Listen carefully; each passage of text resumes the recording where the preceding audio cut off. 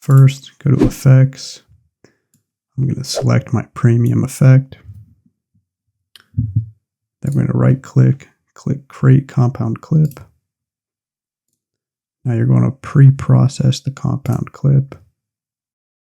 Once that's finished, go to CapCut, open File Location, click App Data, Local, find CapCut, User Data, go down to Projects, click com.lveditor.draft, open your project, go to Resources, Combination, and here's our project with the premium effect applied.